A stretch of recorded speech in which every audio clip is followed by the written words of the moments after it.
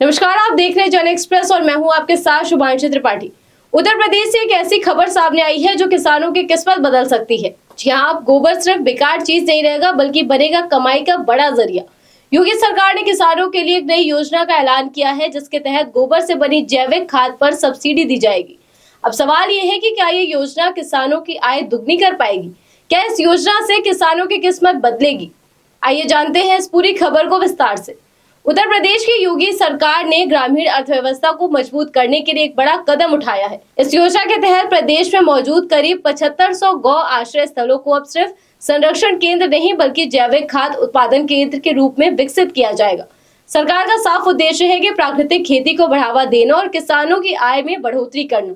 इसके लिए गोबर और गौमूत्र आधारित खेती मॉडल को बड़े पैमाने पर लागू करने की तैयारी है। इस योजना के तहत किसान को 50 किलो तक की जैविक खाद पैकेट में उपलब्ध कराई जाएगी, जिससे उन्हें रासायनिक खाद पर निर्भर नहीं रहना पड़ेगा।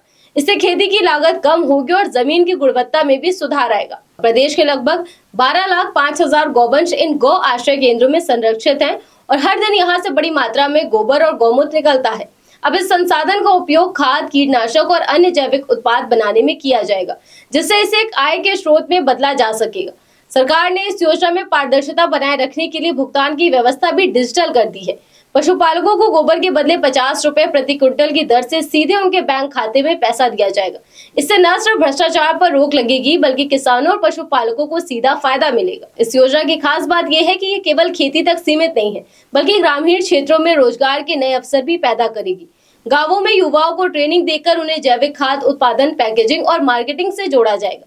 महिला स्वयं सहायता समूहों को भी इस योजना का हिस्सा बनाया जाएगा, जिससे महिलाओं की आर्थिक स्थिति मजबूत होगी। साथ ही सरकार हर जिले में कम से कम एक बड़ा आत्मनिर्भर गौ संरक्षण केंद्र स्थापित करने की योजना बना रही है, जहां उत्पादन के साथ साथ प्रशिक्षण की भी सुविधा उपलब्ध होगी।